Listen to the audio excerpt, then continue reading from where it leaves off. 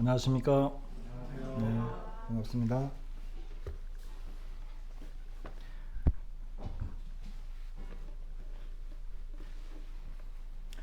오늘 말씀은 마태복음 14장 22절부터 33절까지입니다.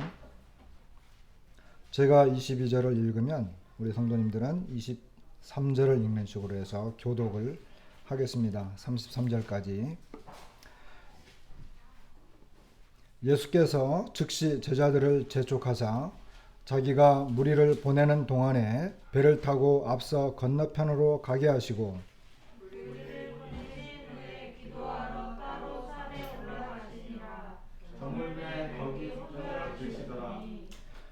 배가 이미 육지에서 술이나 떠나서 바람이 거스름으로 물결로 말미암아 고난을 당하더라.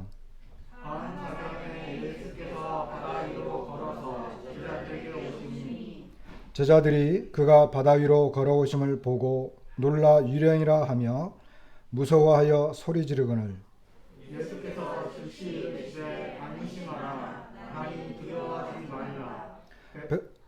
베드로가 대답하여 이르되 주여 만일 주님이시거든 나를 명하사 물 위로 오라 하소서 하니 오라 하니 베드로가 배에서 내려 물 위로 걸어서 예수께로 가되 바람을 보고 무서워 빠져가는지라 소리질러 이르되 주여 나를 구원하소서 하니 예수께서 즉시 손을 내밀어 그를 붙잡으시며 이르시되 믿음이 작은 자여 왜 의심하느냐 하시고 배에 함께 오름에 바람이 그치는지라 배에 있는 사람들이 예수께 절하며 이르되 진실로 하나님의 아들이소이다 하더라.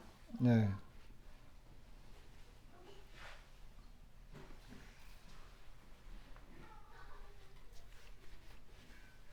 오늘 말씀의 그 제목은 33절에 나와 있는 진실로 하나님의 아들이로소이다 라고 하는 말씀이 기록되어져 있는데 우리 주님은 진실한 하나님의 아들이시다 라고 하는 것을 우리가 보게 됩니다.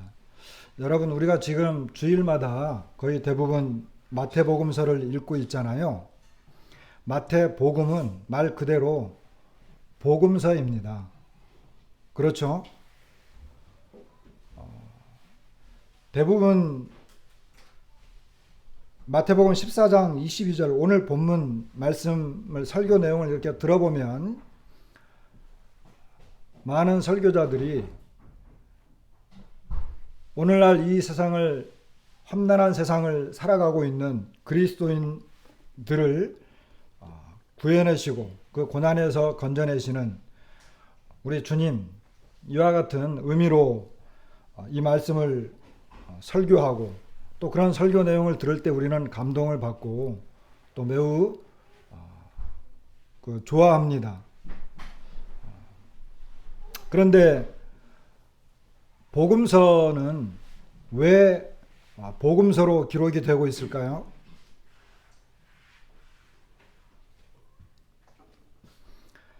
우리가 오늘 본문을 읽었을 뿐만 아니라 마태복음이라고 하는 이 복음서 그리고 또 마가복음이 있고 누가복음이 있고 요한복음이 있는데 이 복음서는 성도들의 어떤 삶의 어떤 유익, 영적인 어떤 성숙 그러한 것들도 물론 들어있긴 하겠지만 복음서의 대부분의 주제는 예수 그리스도가 누구냐입니다. 예수 그리스도의 그 정체성, 예수님이 어떤 분이냐라고 하는 거예요. 그리고 그 예수 그리스도께서는 구원자 되신다라고 하는 것을 기록한 것이 복음서들입니다. 그래서 우리는 복음서를 읽고 나면 무엇을 알 수 있습니까? 우리가 이 세상을 살아가다가 고난을 받고 어려움을 겪으면 그런 고난과 어려움 속에서 삶의 어떤 위로를 얻고자 이 복음서를 통해서 유익을 얻는다기보다는 복음서를 통해서 예수님이 어떠하신 분이신가 그리고 예수님은 정말 우리를 구원하시기 위해서 이 땅에 보내신 하나님의 아들이시로구나 라고 하는 것을 드러내기 위해서 복음서가 기록이 되어졌고, 우리는 중간중간 본문을 읽을 때마다 그 본문을 통해서 예수님을 정확하게 알 수 있고 그 알게 된 예수님을 믿을 수 있는 거예요. 그래서 복음서를 읽었는데도 여전히 예수님을 모르고 예수님을 믿지 못했다라고 한다면 복음서를 읽은 의미가 약해지는 거예요. 별로 없는 거예요. 신약 성경에 복음서는 4개나 기록되어 있습니다. 왜 이렇게 중요한 부분, 신약 성경의 거의 절반을 차지해요. 특별히 우리가 보고 있는 이 마태복음은 마태가 기록한 거잖아요. 마태가 기록을 했고, 마태는 또 유대인입니다. 그리고 마태복음을 읽다 보면 유대인들에게 이 수신자들이 유대인들인 것을 많이 알 수 있어요. 특별히 마태는 구약 성경을 많이 인용을 했어요. 그 말은 무슨 말입니까? 구약 성경에 나타난 그 하나님이 신약에 오신 바로 그 예수님이다. 그러니까 구약에서 보여주신 그 하나님이 바로 예수 그리스도이시다. 그리고 구약에서 많이 언급되어진 메시아, 그분이 바로 예수 그리스도이시다. 이거를 마태는 이 글을 읽게 된 유대인들, 그러니까 오늘 우리는 마태복음을 읽으면서 이해할 수 있는 부분들이 있겠지만 그 옛날에 유대인들이 마태복음을 읽었다고 한다면 구약에 있는 많은 구절들이 여기에 인용이 되었고 구약에서 증언하고 있는 그분이 바로 예수라고 하는 그분이로구나. 예수가 바로 메시아로구나. 예수가 바로 하나님이었구나. 그리고 예수가 바로 그 보내심을 받은 우리의 구원자시로구나. 우리가 그토록 기다리던 분이 바로 예수로구나 하는 것을 이걸 읽고 알 수 있다는 거예요. 그러면 그 사람들이 동일하게 느꼈던 것처럼 오늘날 우리도 번역되어진 이 복음서를 읽고 있는데, 자, 여러분들이 마태복음을 읽었는데 저나 여러분이 마태복음을 읽었는데도 여전히 예수님에 대해서 잘 몰라. 그리고 예수님을 알긴 알아도 너무나 피상적으로 알아. 그러면 이것을 기록한 사람의 의도, 목적, 이와 같은 것들이 많이 우리에게 읽는 그 사람에게 약해진 거예요. 여러분들 중에 아직 구원의 확신이 없거나 예수님을 믿지 못하는 분이 계시다고 한다면 오늘 이 말씀을 통해서 얼마든지 예수님을 믿을 수 있는 거예요. 여러분 오늘 22절부터 33절까지 읽었잖아요. 여기에서 이 짧은 요 한 10절, 11절 정도 되는 요 절에서 결국 이 사건을 통해서 우리에게 말하고자 하는 그 주제가 뭐예요? 말하고자 하는 주제. 우리가 고난받고 있으니까 이 세상에서 정말 이 험난한 풍랑을 맞아서 어마어마한 이런 그 환난을 겪고 있어. 그런데 그런 환난을 아시고 계시는 예수님이 우리를 그 환난에서 건져주실 거야. 이거를 배우나요? 여러분 같이 읽었잖아요. 그죠? 같이 읽었어요. 그럼 그것을 배우나요? 그런 것도 유추해 볼 수 있죠. 성경을 이렇게 지금은 너무나 많은 사람들이 다양하게 보고 그리고 다양하게 해석하고 나름대로 적용을 하고 있기 때문에 그렇게 볼 수도 있지만 여기에서 정말 이 오늘 본문이 말하고 있는 본문을 통해서 그리고 이 사건을 통해서 우리에게 제시하고자 하는 의도는 뭘까요? 아까 마지막 절에 있는 것처럼 뭐예요? 예수님에게 절을 하면서 예수님께 절을 하면서 뭐라고요? 예수님은 진실로 하나님의 아들이다. 이걸 우리에게 보여주기 위해서 이 사건이 이 속에 들어가 있는 거예요.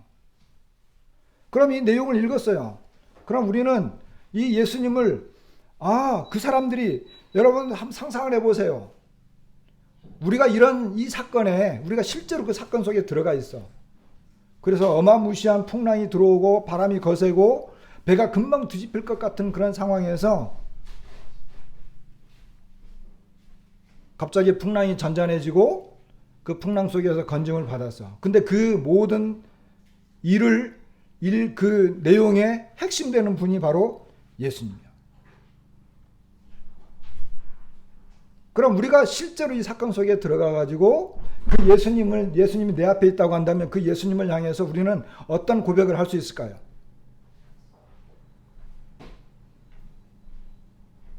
똑같은 거예요. 그렇죠? 똑같은 거예요.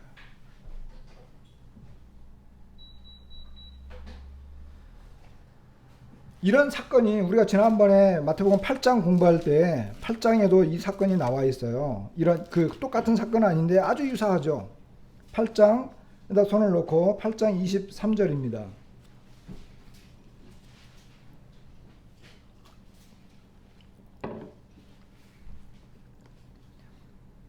배에 오르심에 제자들이 따랐더니 바다에 큰 놀이 일어나 배가 물결에 덮이게 되었으되 예수께서는 주무시는지라. 그 제자들이 나와 깨우며 이르되 주여 구하소서 우리가 죽겠나이다. 자, 바람과 바다를 꾸짖으시고 잠잠해졌어요. 27절 그 사람들이 놀랍게 여겨 이르되 이가 어떠한 사람이기에 바람과 바다도 순종하는가. 이 마태복음 8장에는 제자들이 함께 예수님과 이 배에 올라탔어요. 근데 가다가 보니까 똑같은 오늘 우리가 본 이런 내용하고 아주 똑같은 그런 상황. 커다란 파도가 치면서 배를 삼킬 것 같아. 근데 예수님이 바람과 바다를 꾸짖으니까 잔잔해졌어요. 그러니까 요 내용은 마태복음 8장의 요 내용은 마가복음 4장 35절로 41절 그리고 누가복음 8장 22절 25절에 마태, 마가, 누가가 동일하게 도대체 이분은 누구냐? 이분이 어떠한 분이길래 바람과 바다도 순종하는가? 똑같이 기록했어요. 그러니까 예수님이 도대체 누구냐는 거예요. 누구냐? 여러분 오늘날 저와 여러분이 그분을 믿고 구원받았다라고 고백을 하고 있고 지금은 그분을 섬기고 있고 그분의 가르침을 따라가고자 하고 있는 우리가 도대체 그분은 누구냐는 거예요. 저와 여러분에게 예수님은 어떤 분입니까?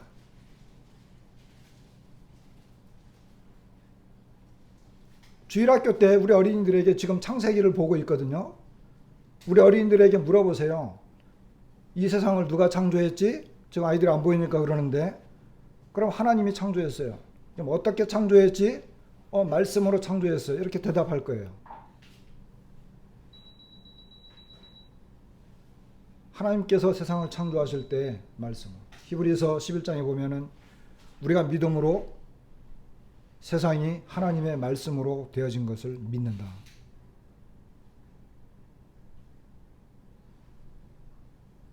그런데 그 하나님이 동일하게 신약에 이 세상에 나타나셨어요.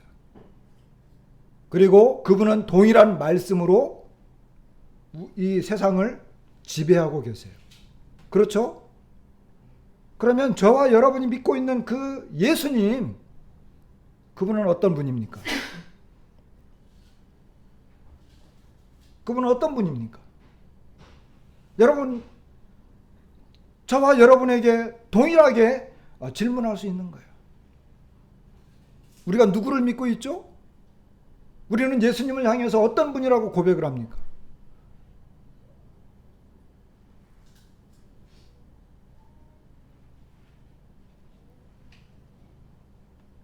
자, 제자들은 먼저 보냄을 받았어요. 제가 이제 그 구글 어스를 찾아가지고 이제 다 이 위치를 파악을 하고 거리를 한번 계산해 봤어요. 시간도 여기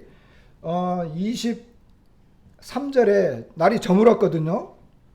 날이 저물었어요. 예수님은 혼자 계셨고 제자들은 먼저 이렇게 배를 타고 건너갔고 무리들은 이렇게 흩어졌어요. 예수님 흩어져서. 저물었다라고 하는 것은 저녁 한 6시쯤 된 거예요. 6시쯤에. 이미 제자들은 배를 타고 출발했어요. 그런데 예수님과 제자들이 그 거센 파도 풍랑이 일고 있는 바다에서 만난 시간이 몇 시예요? 25절에 보니까 밤 4경. 그죠? 밤 4경. 밤 4경이면 몇 시냐? 밤 4경이면 새벽 3시에서 한 6시 정도 돼요. 예, 로마식으로는 뭐 1경, 2경, 3경, 4경까지 있고 네 부분으로 나누고 유대식으로 하게 되면 이 한밤중을 이렇게 세 개의 단락으로 이렇게 구분하긴 하는데 여기 밤 4경이라고 한 걸 보면 아마 로마식 구분 같아요. 그럼 3시에서 6시야. 예수님을 보니까 희미하게 보여. 그렇다고 한다면 3시는 지난 것 같고 한 6시 정도 된 것 같아요. 새벽 6시 정도면 요즘 같으면 희미하게 보이잖아요. 그죠? 그런데 여기 그 거리를 보니까 거리가 좀 이렇게 정확하지는 않아요. 이 위치가 지명이 정확하지는 않은데 34절에 보면은 게네사렛 땅에 이르렀다. 또 다른 뭐 이렇게 마가복음이나 요한복음에는 가버나움, 요한복음에는 가버나움.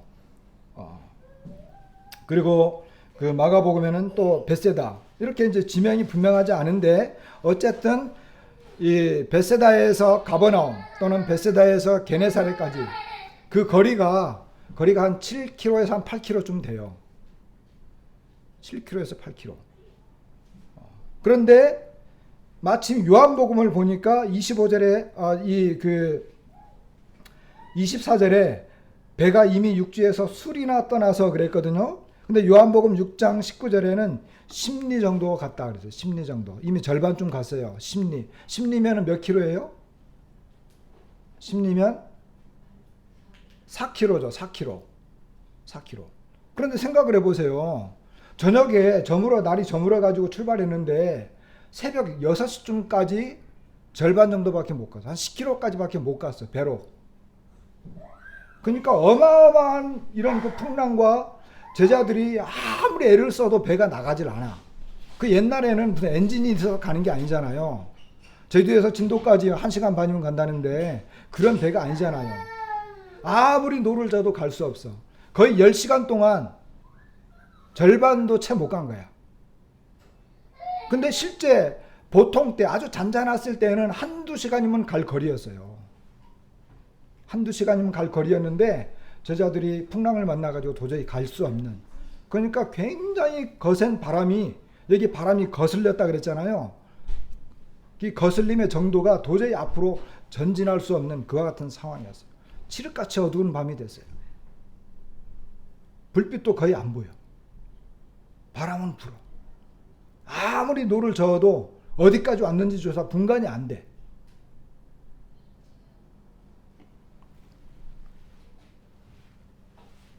그런데 예수님께서 오신 거예요.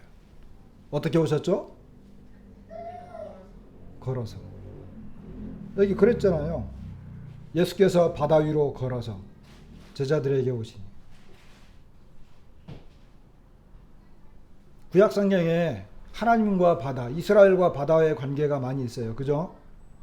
바다를 장악하고 계시는 분이 바로 하나님이세요.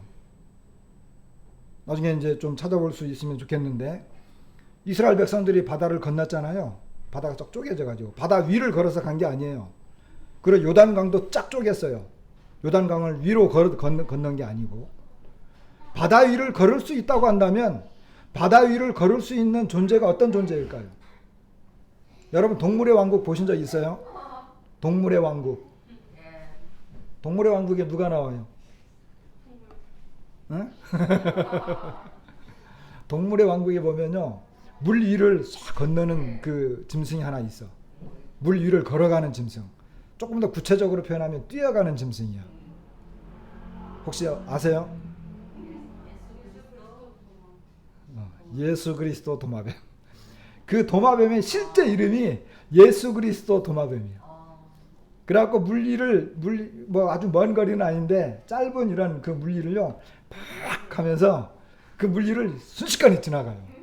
근데 걸어서 거의 뭐 뛰는 것하고 나는 것 한 절반 사이 속도로 휙 지나가요. 그래갖고 물리를 막 뛰어다니고 걸어다니니까 사람들이 아 저거는 예수 그리스도 도마뱀. 자, 이 말씀을 읽고 여러분들이 예수님께서 베드로에게 왜 의심하였느냐, 믿음이 적은 자야. 여러분들이 바다에 가가지고 또는 저쪽에 어디 호수에 가가지고 예수님, 저는 예수님이 하나님의 아들이신 것을 믿습니다. 저는 구원받은 하나님의 자녀입니다. 예수님께서 이 바다를 지으신 걸 제가 확실히 믿습니다. 그러니까 제가 이 바다를 걸어서 건너겠습니다. 하고 바다 위를 배에서 바다 위로 뛰어들었어. 그럼 베드로처럼 걸을 수 있나요? 걸어갈 수 있는 분 한번 해보실래요?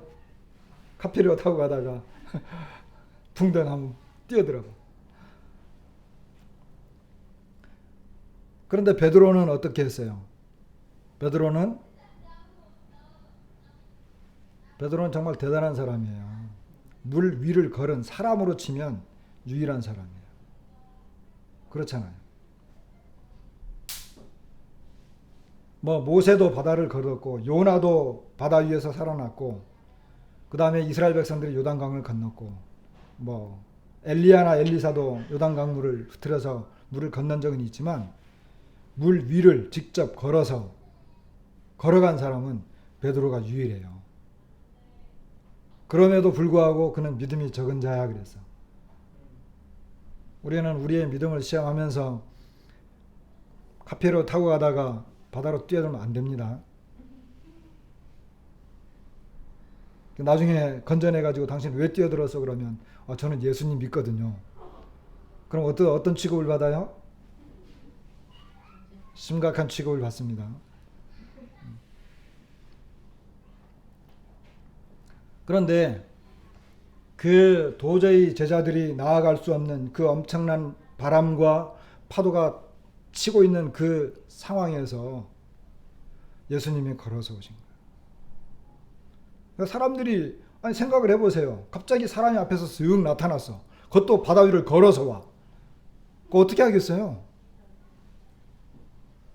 그 당시에는 아마 어떤 유령이라든지 어떤 그런 성경적이진 않지만 그 당시 사람들은 어떤 그런 존재를 믿었던 것 같아요. 우리도 그런 생각할 수 있잖아요. 갑자기 바다에서 뭔가 쓱 보여. 그럼 어째 귀신인가? 그럴 수 있잖아요. 아마 그런 식이었던 것 같아요.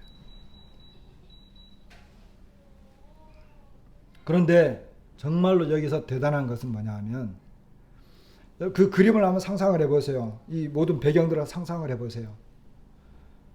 배는 뒤집힐 것 같고 바람 소리는 거세고 파도는 쳐서 이렇게 막 사람 얼굴을 때리고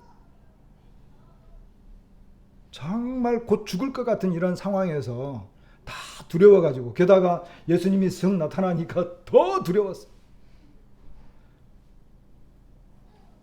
그런 엄청난 상황 속에서 예수님께서 뭐라고 말씀하나요? 27절 다 같이 한번 읽어볼까요? 27절 시작.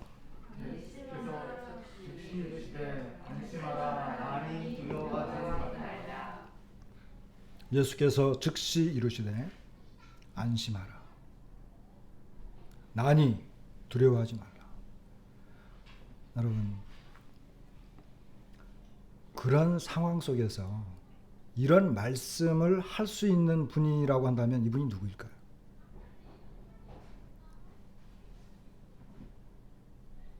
요즘은 전쟁이니까 그 얼마 전에 그 뉴스가 어느 정도 정확한지 모르겠는데 러시아가 요즘 많이 고전을 하나 봐요.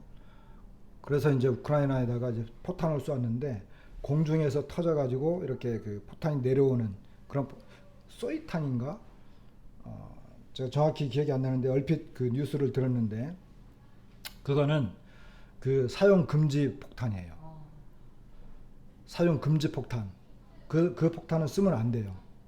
근데 그건 뭐냐 하면은 공중에서 터지면 사람의 이 살과 뼈가 그냥 녹아버려요. 아주 잔악한, 그리고 피할 수 없는 폭탄이에요.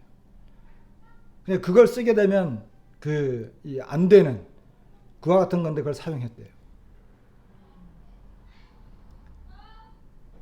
이 포화 속에서 건물이 무너지고 막 불 붙고 그리고 막 그 건물 속에 있는 사람들이 아비규환인데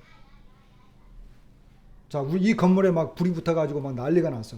어떻게 막 빠져나갈까 막 고민하고 있는데 제가 여러분에게 여러분 안심하십시오. 제가 있잖아요. 그럼 여러분 어떻게 하겠어요? 그럼 어떻게 하겠어요? 아, 빨리 출구나 찾으세요. 출구. 비상구가 어디 있어요?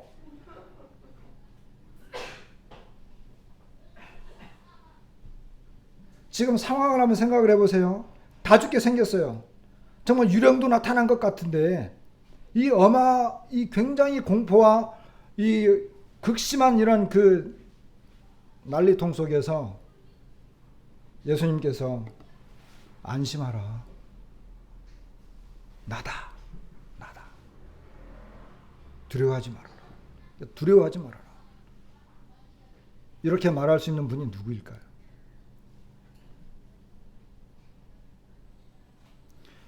요 내용이 가장 핵심적인 거예요. 요 내용이. 아무도 그 말 할 수 없어요. 우리가 지난번에 태풍이 지나갔잖아요. 폭풍주의보나 폭풍경보 같은 상태에서 여러분들은 배를 잘 모르죠. 저는 배 타다가 몇 번 죽을 뻔했기 때문에 배가 얼마나 무서운지 잘 알아요. 아무런 대책을 할 수 없어요. 배가 이렇게 흔들리고 막 파도가 치게 되면.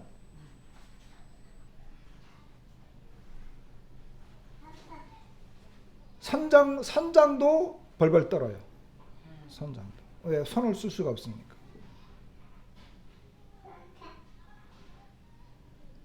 그런데 여기 예수님께서 안심하라. 나다. 두려워하지 마라. 이렇게 말씀하시는 거예요.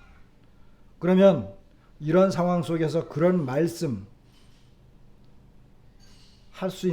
그런 말씀을 할 수 있는 분이 과연 어떤 분이냐 하는 거예요. 어떤 분이 이런 말씀을 할 수 있을까요? 자, 우리가 손을 놓고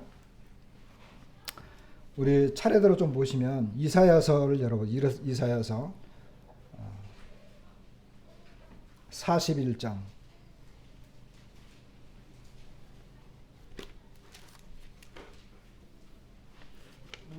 이사야서 41장을 좀 보겠습니다.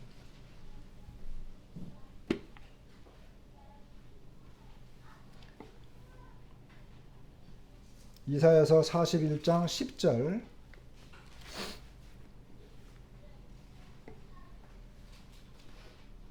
앞에부터 좀 읽으면 좋겠지만 10절이 이제 중요한 부분이기 때문에 이사야서 41장 10절 찾으셨나요?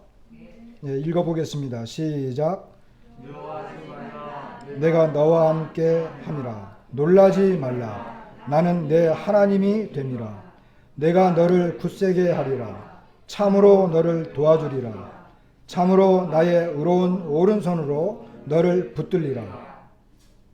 13절 다 같이 한번 읽어보겠습니다. 시작.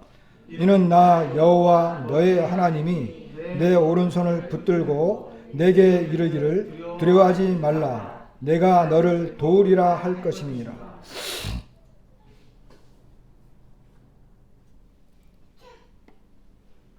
(14절에도) 보면 버러지 같은 너 야곱아 너희 이스라엘 사람들아 두려워하지 말라. 나 여호와가 말하노니 내가 너를 도울 것이라. 네 구속자는 이스라엘의 거룩한 이인이라. 여기에 하나님께서 이제 이스라엘 백성들이 완전히 패망해가지고 북왕국은 아수르에 의해서 완전히 멸망당했어요. 그것을 유다 사람들은 직접 목격했어요. 그런데 그들도 여전히 회개하지 않고 죄를 지었을 때 이들은 이제 바벨론에 의해서 완전히 멸망당합니다. 전혀 소망이 없는 나라가 됐어요. 그런데 그들에게 약속하시는 하나님이 뭐라고 말씀하시느냐 하면 두려워하지 말아라. 내가 너와 함께 한다. 놀라지 말라. 나는 내 하나님이 됨이라. 내가 너를 굳세게 하리라. 참으로 너를 도와주리라. 참으로 나의 의로운 오른손으로 너를 붙들리라. 이런 약속을 하신 거예요. 가장 극심한 고통과 어려움 속에 있을 때 이스라엘 백성들에게 약속하신 하나님의 모습이에요. 저희다 손을 놓고 43장을 가보세요. 43장. 43장에 가면 43장 1절부터 보겠습니다. 야곱아, 너를 창조하신 여호와께서 지금 말씀하시느니라. 이스라엘아, 너를 지으신 이가 말씀하시느니라. 너는 두려워하지 말라. 내가 너를 구속하였고 내가 너를 지명하여 불렀나니 너는 내 것이라. 네가 물 가운데로 지날 때에 내가 너와 함께할 것이라. 강을 건널 때에 물이 너를 침몰하지 못할 것이며 내가 불 가운데로 지날 때에 타지도 아니할 것이요 불꽃이 너를 사르지도 못하리니 대저 나는 여호와 내 하나님이요 이스라엘의 거룩한 이요 내 구원자임이라. 이렇게 말씀하시는 것을 보게 됩니다. 43장 이사야 43장 10절. 나 여호와가 말하노라. 너희는 나의 증인 나의 종으로 택함을 입었나니 이는 너희가 나를 알고 믿으며 내가 그인 줄 깨닫게 하려 함이라. 나의 전에 지음을 받은 신이 없었느니라. 나의 후에도 없으리라. 13절. 과연 태초로부터 나는 그인이, 여기 나는 그인이 내 손에서 건질 자가 없도다. 내가 행하리니 누가 막으리요. 여기 10절에 보면 중간에 이는 너희가 나를 알고 믿으며 내가 그인 줄 깨닫게 하려 함이라. 13절에도 내 손에서 건질 자가 없도다. 내가 행하리니 누가 막으리요. 이 태초로부터 나는 그이니, 여기 태초로부터 나는 그다. 10절에 내가 그인 줄 깨닫게 하려 함이라. 여기 내가 그다. 그리고 나는 그다. 이것은 하나님께서 모세에게 나타났을 때 모세가 제가 그 백성들에게 가서 하나님을 뭐라고 이야기해야 되겠습니까? 내가 누구를 너가 만난 분이 누구냐? 그럴 때 제가 뭐라고 대답해야 됩니까? 그럴 때 나는 스스로 있는 자다. 이 말은 나는 곧 나다 이 말이에요. 그러니까 예수님께서 신약에 와가지고 내가 바로 그다. 나는 나다라고 하는 이 말씀을 했을 때 바리새인들이 펄쩍 뛰고 예수님을 죽이려 신성모독이라고 하면서 죽이려고 했을 때 바로 그 표현이에요. 오늘 이 마태복음 14장에서 예수께서 즉시 이르시되 안심하라. 나다. 나다.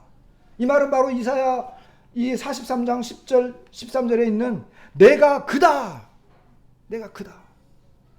바로 내가 너희의 구원자 바로 그다. 바로 그 말이에요. 이 단어는요. 이 70인역 성경에는 똑같은 단어가 들어갔어요. 그러니까 제자들이 예수님께서 아까 제가 말씀을 드렸죠. 그 어마어마한 상황 속에서 곧 죽을 것 같은 상황, 두려움과 무서움, 공포, 구원의 여망이 없는 그런 상황 속에서 예수님께서 나다. 이 말은 과거 이스라엘 백성들에게 그들이 포로로 붙잡혀가고 전혀 소망 없는 나라가 되고 극심한 고통과 환난을 겪을 때에 나 외에 구원자가 없다. 내가 바로 그다. 이 말은 유일하신 구원자 하나님 바로 나다 이 말이에요. 신약에 와서 예수님께서 제자들에게 바로 지금 그 말씀을 하시는 거예요. 그리고 실제로 그런 상황 속에서 그런 말을 할 수 있는 분이 있다면 그분은 하나님밖에 없어요. 여러분 바다 위를 걸을 수 있는 분이 하나님 외에 누구겠어요?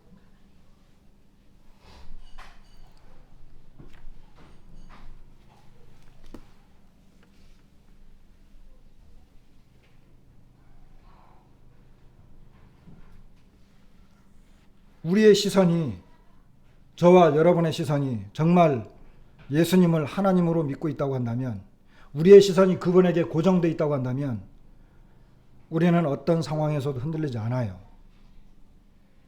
베드로는 그것을 잠시 잃어버렸어요. 예수님께 끝까지 가지 못했지만 예수님은 얼른 그에게 다가와서 그를 붙잡아 줬어요. 여전히 물 위입니다. 우리는 살아가면서 종종 예수님이 어떤 분인지, 우리의 연약함이라고 하는 것은 우리의 환경이 문제가 아니에요. 내가 믿고 있고 바라보고 있는 바로 그분이 어떤 분인가를 놓쳐버렸을 때, 내가 믿고 있는 분이 천지를 창조하시고 하늘과 바다와 모든 것을 주관하시는 바로 그분, 그리고 죽음에서 다시 부활하시고 지금 하나님 보좌 우편에 앉아 계신 그분을 내가 놓쳐버리는 순간 우리는 물속으로 빠져들어가는 거예요. 여기서 말하는 것은 우리가 고난받고 있으니까 예수님 언제든지 건져줄 수 있어요, 그걸 말하는 게 아니에요. 예수님이 누구냐라고 하는 것이 더 중요한 거예요. 그리고 나는 그분을 똑바로 바라보면서 가고 있느냐. 나의 삶의 신앙의 모습이나 그리고 연약한 모습, 그런 것들이 우리에게 올 수는 있지만 그런 현상들이 왜 오느냐? 그건 예수님이 누군지를 아직 제대로 보지 못할 때, 그리고 그분이 누구인가를 내가 놓쳐버렸을 때, 집회 참석이라든지 성경 공부라든지 많은 우리의 신앙의 삶들이 있어요. 그런 것들이 의미가 없고 무익하고 연약해져가는 우리의 모습들은 어디에서 오느냐? 바로 예수님에 대한 그 신앙. 유대인들은 이 성경을 읽을 때 아마 이 내용을 만약에 유대인들이 그 옛날 사람들이 읽었다고 한다면 즉각적으로 알았을 거예요. 내가 그다? 안심하라, 두려워하지 말라. 이거 어디서 많이 듣던 말인데. 바로 이사야 선지자가 많이 내다보면서 이스라엘의 유일하신 구원자 하나님, 언약을 지키고 그들을 결코 잃어버리지 않는 그 하나님, 바로 그 하나님. 예수님은 바로 그 하나님이었어요.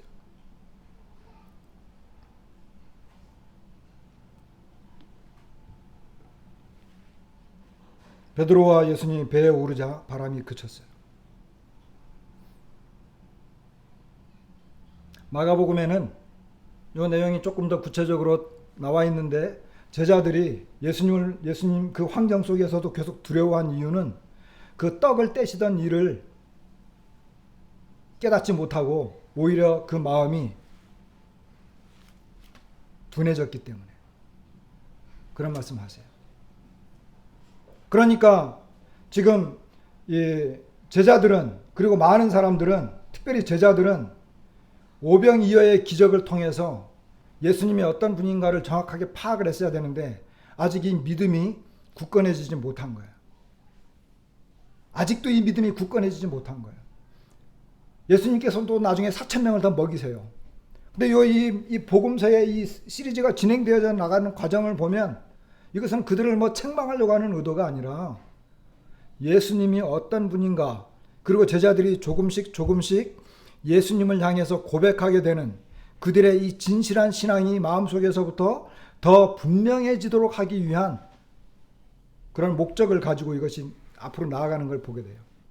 그래서 이 사건은 아직까지도 뭔가 예수님에 대해서 불분명했던 제자들의 마음속에 예수님 당신은 정말로 하나님의 아들이십니다. 여러분, 이 내용이 이제 16장에 가면 누구에 의한 고백이 나타나죠? 베드로가 이 고백을 또 합니다. 그러면 베드로가 그 고백을 할 때 예수님께서 이렇게 다른 내용들을 더 보여주셨다라기보다는 이미 그들의 마음 속에는 예수님은 정녕 살아계신 하나님의 아들이십니다라고 하는 이와 같은 믿음이 차곡차곡 쌓여져 갖고 더 분명해졌던 것을 보게 돼요. 그리고 이와 같은 믿음은 나중에 베드로가 잠시 시선을 잃어버리고 주님을 부인했을 때 여전히 그의 마음속에 들어있었던 거예요. 우리의 신앙생활은 어떤 때는 넘어질 수도 있고 좌절할 수도 있어요. 그러나 내 마음속에 고백되어진, 그리고 이런 사건들을 통해서 직접 경험되어진, 여러분, 베드로가 제가 읽어보니까 요한복음 21장에 보면 예수님께서 이제 바다에 저쪽에 있을 때 요한이 예수님이야. 그러니까 베드로가 겉옷을 확 둘러가지고 그냥 바다로 뛰어내려요. 근데 바다로 뛰어내렸다라는 말만 있지 뭐 수영에 헤엄쳐 갔다 이런 말이 안 나와. 제가 요 내용을 보고 그 생각을 이렇게 연상하면서 그래서 찾아봤더니 그냥 뛰어내렸어. 그 거리가 한 100m쯤 돼요. 배로 그냥 가면 더 빨리 갈 건데 왜 뛰어내렸을까? 배로 가는 것이 빠른가 헤엄쳐 가는 게 빠른가? 100m. 수영복 입고 그 누구죠? 박태환처럼 수영복 입고 그래가지고 막 그냥 자유형으로 전력 질주하면은 뭐 한 몇 초면 가죠? 그래서 그랬나? 뭐 잘은 모르겠어요. 걸어서 갔을 수도 있을지 몰라요. 그럼 왜 베드로의 마음속에서는 이런 사건들이 첩첩첩첩 쌓여서 그의 이 신앙의 경험 속에서 그의 삶 속에서 예수님이 정말 진정 살아계신 하나님의 아들 그분인 것을 체험적으로 느꼈던 거예요. 오늘 우리는 이 본문을 읽었어요. 여러분 어떠세요? 예수님이 여러분에게 누구예요? 정말 누구예요? 나에게 예수님 정말 누구예요? 34절로 36절에 보면요. 예수님께서 게네사렛 땅에 이르렀는데 그곳 사람들이 예수님인 줄 알았어요. 예수님인 줄 알았어. 그런데 실제는 예수님께서 이미 그 저쪽 베세다 그쪽 산으로 갈 때 사람들이 마가복음에 보면 사람들이 예수님인 줄 알았어요. 근데 다시 오니까 또 예수님인 줄 알았어. 이거는 굉장히 놀라운 편이에요. 예수님을 알아봤다라고 하는 것. 그리고 여기는 두루 통제해서 막 사람들을 데려왔다. 마가복음에는 사람들이 막 뛰어다녀가지고 온 동네 사방, 여기 천지 사방을 막 달려가가지고 사람들을 막 침상째로 데리고 왔다.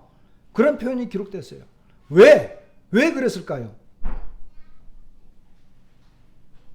오늘은 이 갈릴리 바다에서 엄청난 풍랑을 만나가지고 제자들에 의해서 진실로 하나님의 아들이십니다. 그 하나님의 아들 그리고 그분을 알아본 백성들의 마음속에서 예수님을 향해서 쫓아나오는 이런 것들은 바로 예수님이 진실한 하나님의 아들이고 그리고 그분은 우리의 모든 문제, 죄의 문제, 삶의 문제, 우리의 모든 문제를 해결하실 수 있는 유일한 하나님이다. 그것을 우리에게 보여주려고 하는 거예요.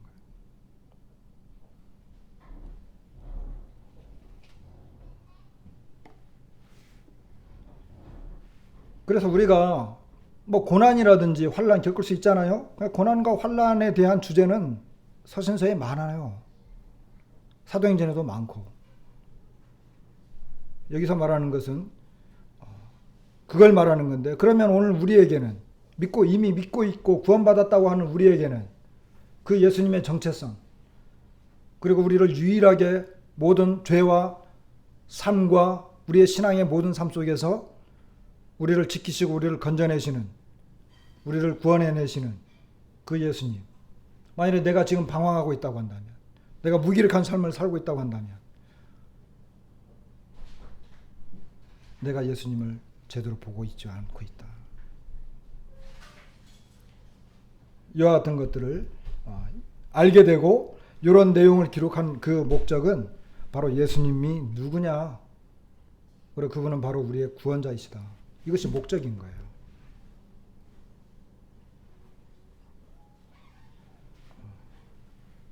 이렇게 해서 오늘도 우리는 예수님에 대해서 아직 그렇다고 한다면 이와 같은 본문을 통해서도 예수님을 믿지 못해.